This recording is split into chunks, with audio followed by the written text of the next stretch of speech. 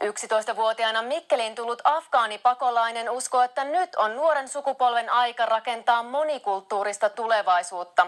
Samir Atain mukaan kotouttamisessa tärkeää on saada hyvä ohjaaja vierelle. Samir Atai lähti pienenä poikana pakoon sodan keskeltä Afganistanista. Pakistanin, Iranin ja Itävallan kautta turva löytyi Suomesta. Atai muistaa, että kieli kuulosti söpöltä, ihmiset olivat kilttejä ja tärkeimpänä jalkapallokenttä löytyi.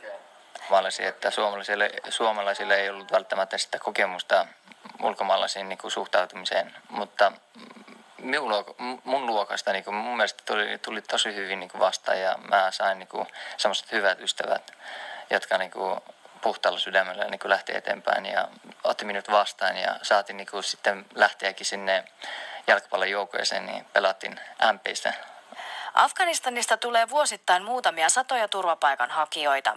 Tänä vuonna aiempaa useampi turvapaikanhakija etsii jalansijaa myös Itä-Suomesta.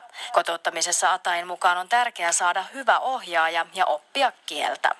Mä oon ihan varma, että ihan jokaista ulkomaalaista, mitä mä oon tavannut, niin ne on ollut janona siihen, että mihin mä menen opiskelemaan, mistä mä saan työtä, mistä mä pääsen eteenpäin.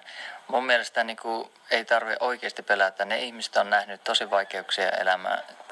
Atai itse on asunut Suomessa 13 vuotta, opettaa nyt tanssia ja opiskelee ammattikorkeakoulussa.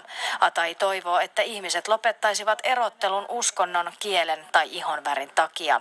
Suomessa on nyt nuoremman sukupolven vuoro rakentaa tulevaisuutta. Vanha väestö Suomesta, niin ne on tehnyt tosi paljon töitä.